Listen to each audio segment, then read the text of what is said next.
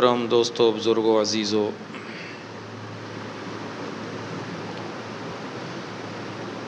اولاد کی تربیت اور اس کی ذمہ داریوں کے متعلق ایک سلسلہ جمعے کے بیان میں شروع کیا ہوا ہے۔ درمیان کے اندر ایام کے اعتبار سے بھی موضوعات پہ بات ہوتی رہی ہے، لیکن اس ربط کو قائم رکھنے کے لیے یا اس موضوع کو پورا کرنے کے لیے باپ کی اولاد کے متعلق کیا ذمہ داریاں ہیں، انشاءاللہ اس کو مکمل کریں گے۔ بچپن سے لے کر بالغ ہونے تک، بالغ ہونے سے لے کر بڑھاپے تک، اور بڑھاپے سے لے کر موت تک کے احکام شریعت مطہرہ میں کیا ہیں، ترتیب سے ان احکام کو آپ حضرات کی خدمت میں بیان کرتے رہیں گے، تاکہ پوری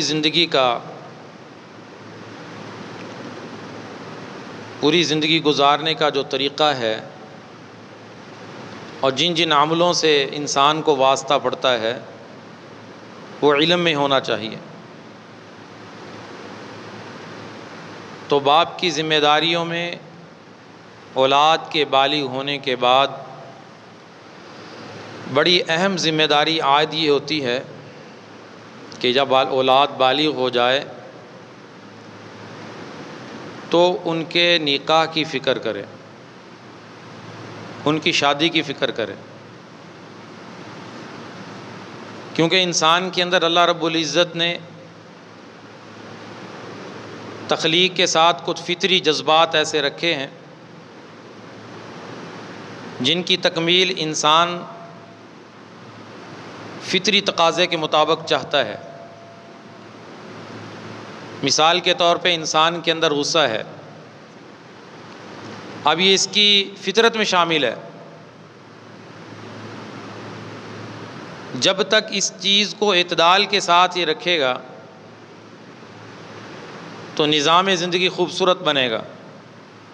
جو ہی اعتدال سے تجاوز کرے گا تو نظام زندگی متاثر ہو جائے گا۔ ایک شخص ایسا ہے اس کو غصہ آتا ہی نہیں ہے، غصہ ہی نہیں ہے اس میں، یہ فطرت کے خلاف ہے۔ جب غصہ نہیں آتا تو اپنا تحفظ کیسے کرے گا؟ اس کے اوپر کوئی حملہ آور ہوتا ہے، اس کے گھر والوں پہ حملہ آور ہوتا ہے، اس کے باپ کو کچھ غلط کہتا ہے، اس کو غصہ ہی نہیں آتا، تو یہ بھی غلط ہے۔ اور غصے کا حد سے بڑھ جانا کہ یہاں تک کہ غصے میں آ کر کسی کو قتل ہی کر دے، نقصان کر دے، یہ بھی غلط ہے۔ حسن اخلاق یہ ہے فطرتاً جو اللہ نے تمہارے اندر جذبہ رکھا ہے اس کو اعتدال کے ساتھ لانا چاہیے، طبیعت میں اعتدال کے ساتھ ہونا چاہیے۔ اسی طرح انسان کے اندر جنسی خواہش کو پورا کرنے کا ایک فطری جذبہ موجود ہے،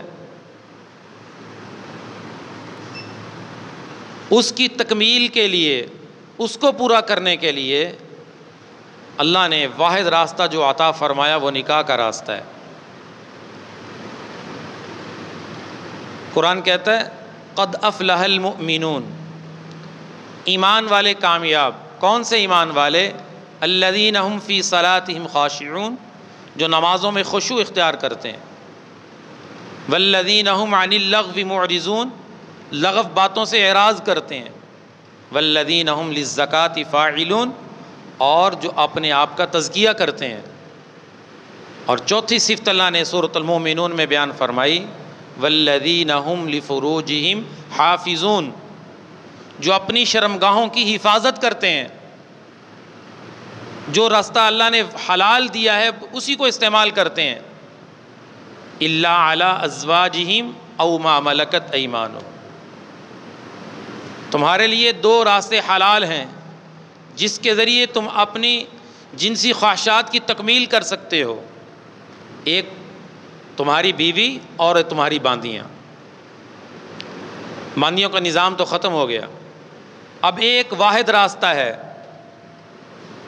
کہ اگر تم گناہوں سے بچنا چاہتے ہو، باحیا بننا چاہتے ہو، معاشرے میں حیا کا کردار ادا کرنا چاہتے ہو، تو تمہیں نکاح کرنا پڑے گا۔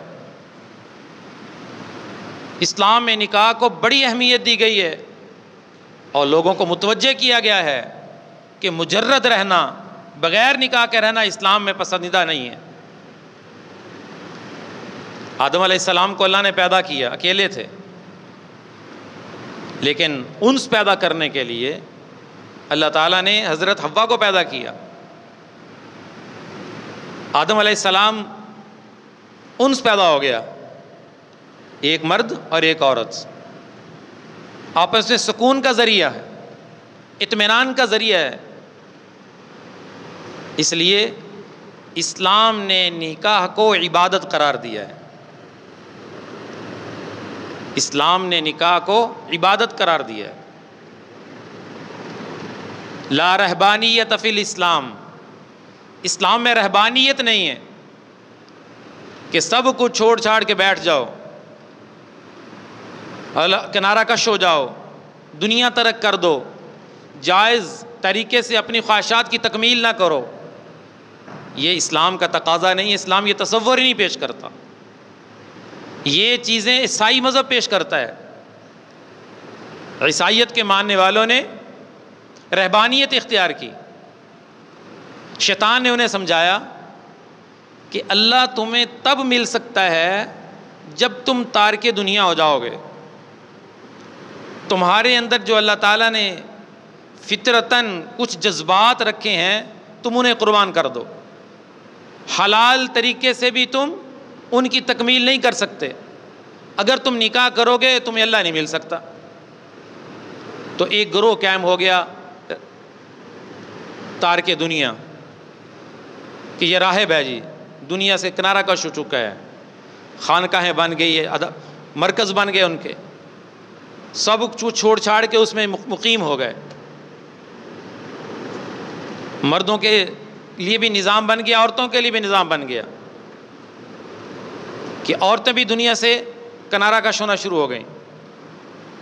لیکن نتیجہ یہ نکلا کہ وہی جگہیں جب انہوں نے اپنی جائز تکمیل کو، فطری جذبے کو تکمیل دینے کے لیے ایک غلط رستہ اختیار کیا، وہی جگہ فحاشی کا اڈا بن گئے، کیونکہ اپنے جذبات کو قابو میں نہیں رکھ سکے۔ اگر اس راستے کو اختیار کرتے جو اسلام نے بتایا، جائز الحلال راستہ اختیار کرتے، تو یہ نقصان نہ ہوتا۔ آج جن ملکوں میں، جن مذاہب میں نکاح کا تصور ختم ہوتا جا رہا ہے یا ختم کر دیا انہوں نے، وہ خود پریشان ہیں کہ ہم سے یہ بڑا غلط کام ہوا ہے۔ رشتے ختم ہو گئے،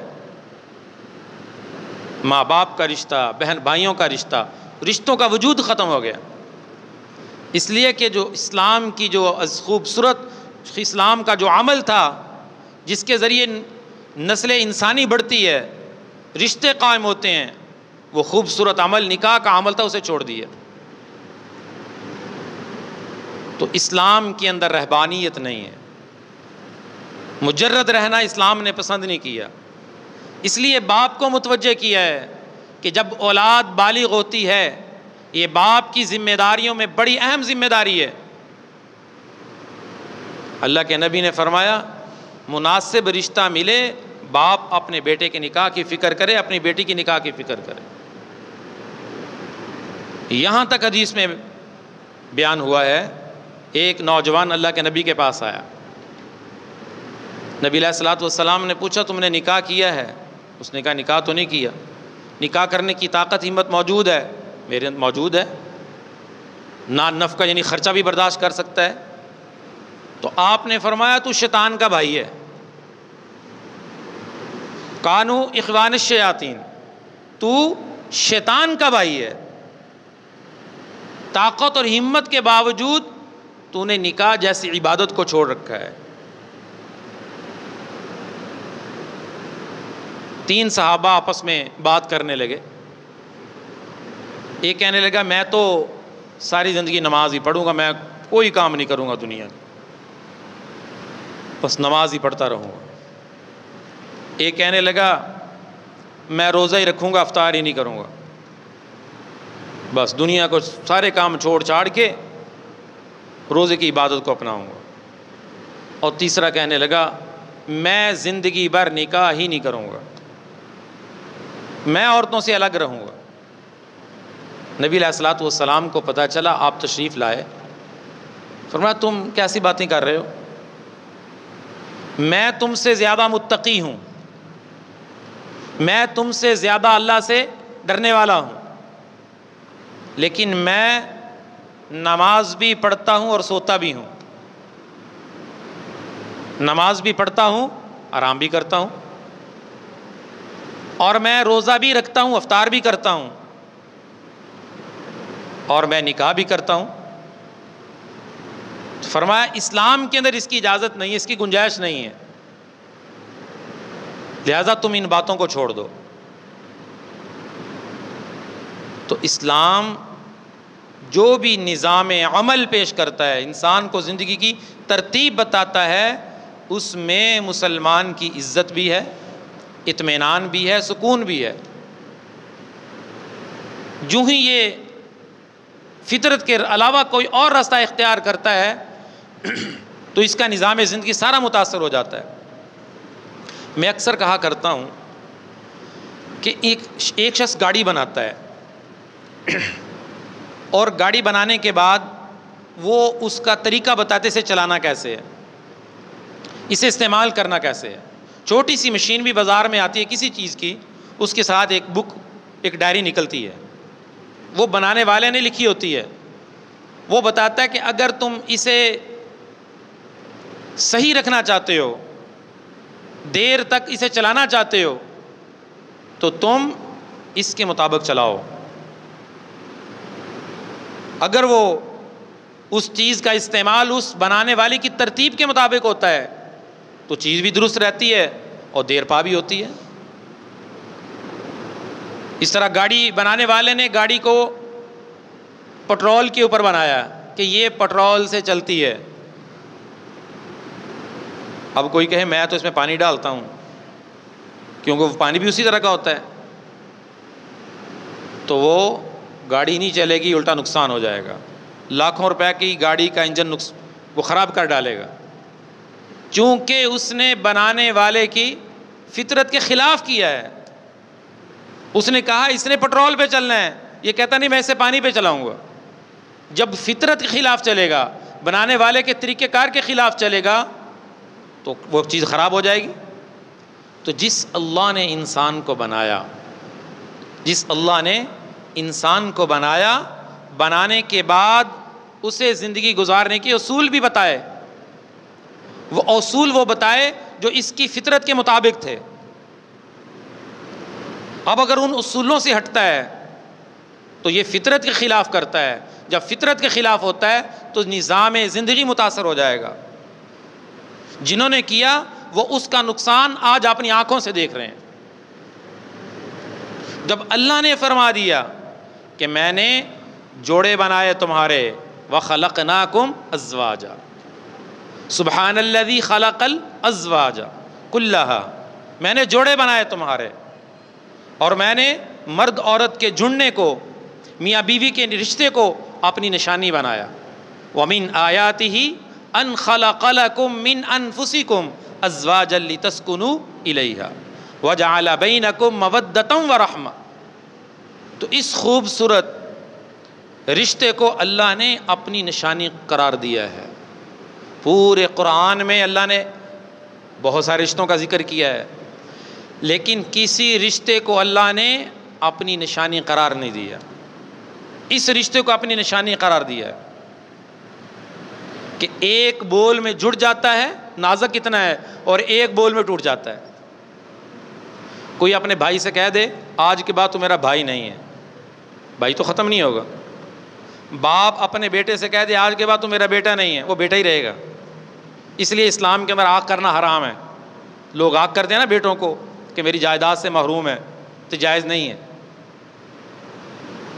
جتنے رشتے اس طرح کے ہیں بولنے سے ختم نہیں ہوں گے، لیکن یہ رشتہ ایک لفظ سے جڑتا ہے، نازک کتنا ہے، اور ایک لفظ سے ٹوٹ جاتا ہے۔ اللہ نے اس کو اپنی نشانی قرار دی ہے اور اہمیت بتائی ہے کہ تمہاری اولاد جب شادی کی عمر کو پہنچے تمہاری ذمہ داری ہے کہ تم ان کا نکاح کرو، اگر نہیں کرو گے تو تم گناہ گار ہو، تمہارے اوپر ذمہ داری عائد ہوتی ہے۔ تو قرآن کی پہلی آیت بتا رہی ہے کہ اگر تم اللہ کی حدود میں رہنا چاہتے ہو، الا علی ازواجہم او ما ملکت ایمانہم، تم واحد راستہ نکاح کا اختیار کرو، اور اگر اس کے علاوہ کسی اور راستے کو اپنی خواہش کی تکمیل کا ذریعہ بناؤ گے فَمَنِ ابْتَغَىٰ وَرَاءَ ذَلِكَ فَأُولَٰئِكَ هُمُ الْعَادُونَ، تم حد سے بڑھنے والے ہو، تم ظالم بن جاؤ گے، تم اپنے اوپر ظلم کرنے والے بن جاؤ گے۔ صرف ایک راستہ اللہ نے تمہیں دیا ہے، اور تمہارے اندر اللہ نے فطرتاً یہ جذبہ رکھا ہے، تو اس کی تکمیل کے لیے تمہیں نکاح کا خوبصورت عمل دیا ہے اور اسے عبادت بنایا ہے۔ فَانْكِحُوا مَا طَابَ لَكُمْ، جو عورتیں تمہیں پسند ہو تم ان سے نکاح کر لو۔ وَأَنْكِحُوا الْأَيَامَ مِنْكُمْ وَالصَّالِحِينَ مِنْ عِبَادِكُمْ، جو نکاح کے بغیر ہیں، رب کا قرآن کہتا ہے انہیں چاہیے انہیں نکاح کر لینا چاہیے۔ یہ قرآن کی چند آیات میں نے پیش کی، قرآن کی 20 آیات تمہیں ملیں گی جو اس خوبصورت عمل کی تاکید بتا رہی ہیں کہ اللہ کی نظروں میں، شریعت کے نظر میں یہ کتنا خوبصورت اور کتنا اہم عمل ہے۔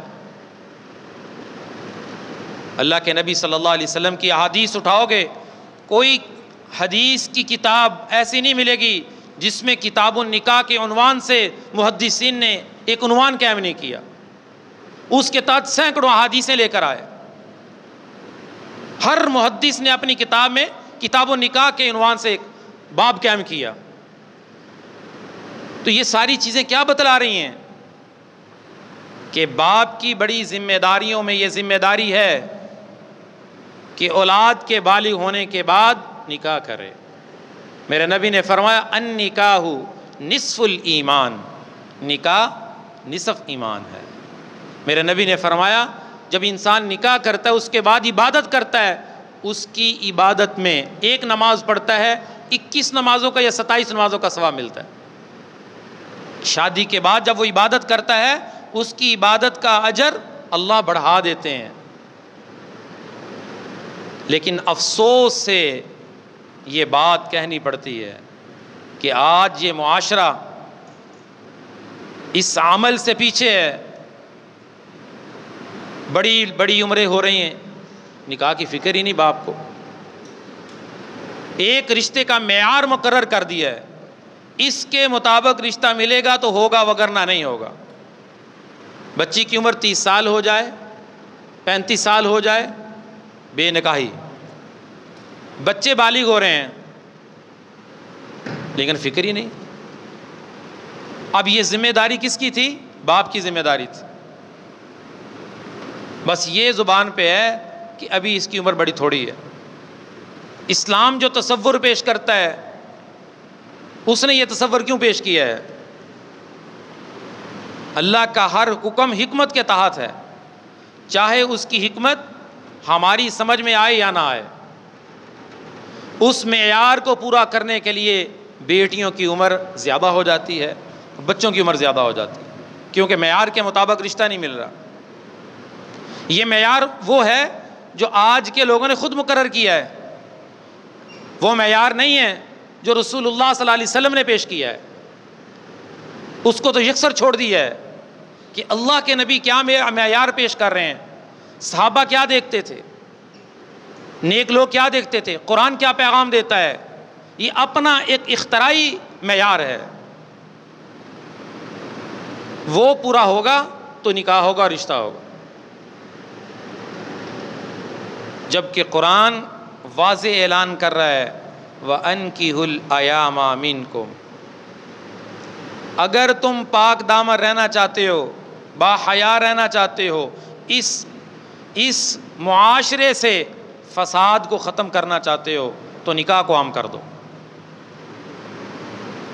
جب نکاح نہیں ہوگا تو پھر معاشرہ بے حیائی کا گھڑ بن جائے گا، فساد برپا ہوگا، امن چین تباہ ہوگا، باپ کی عزت خراب ہوگی.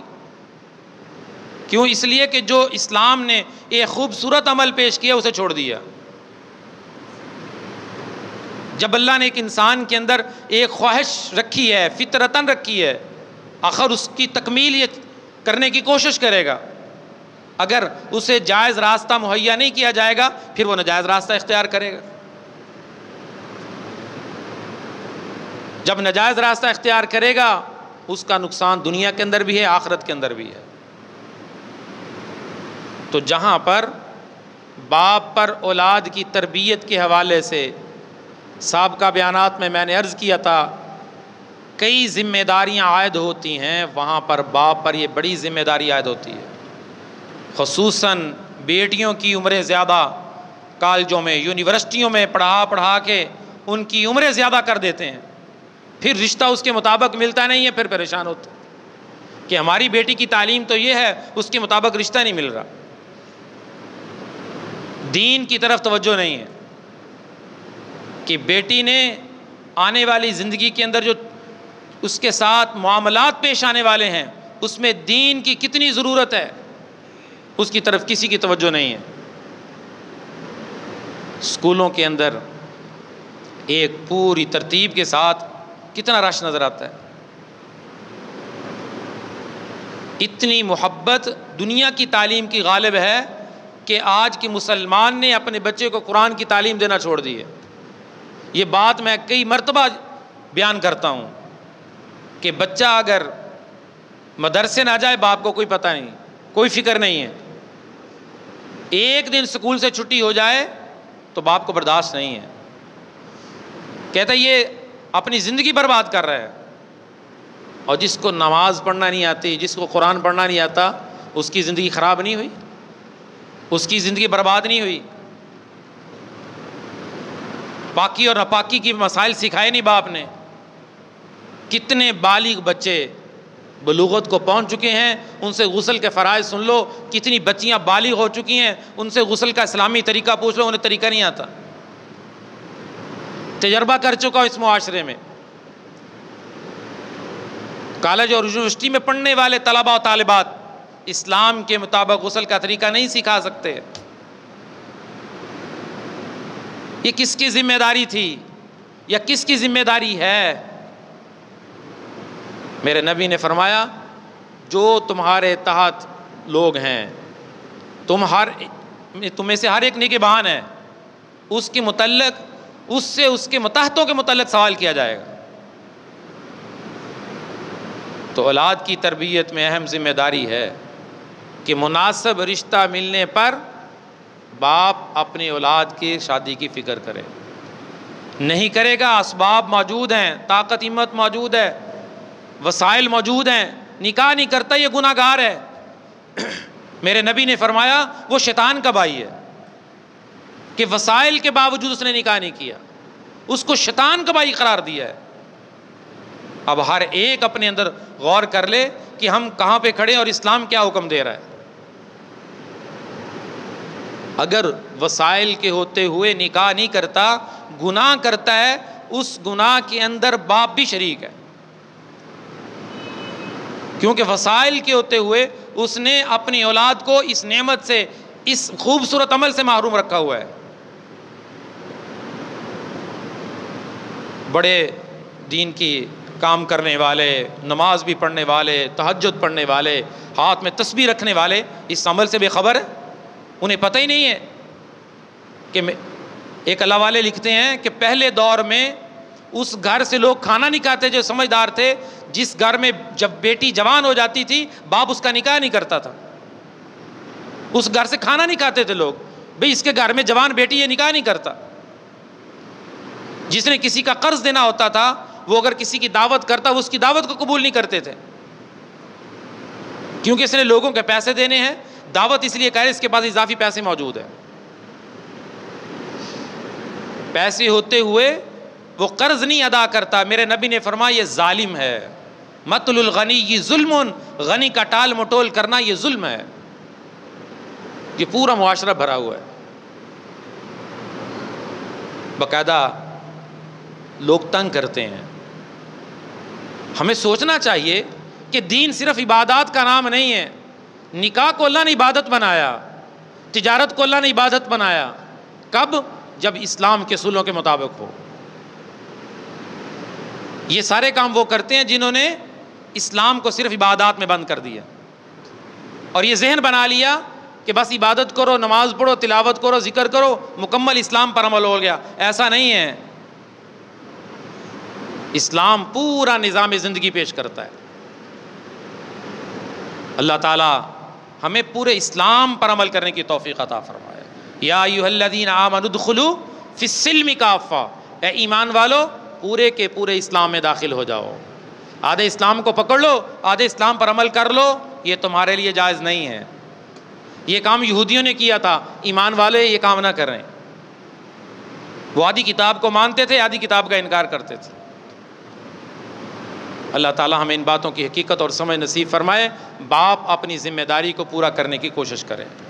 اگر اس معاشرے کو ہم پاکیزہ رکھنا چاہتے ہیں، ہمیں نکاح کو آسان کرنا ہے، نکاح کو اتنا آسان کرنا ہے کہ ہر باپ اپنی بیٹی کا جلدی نکاح کرے۔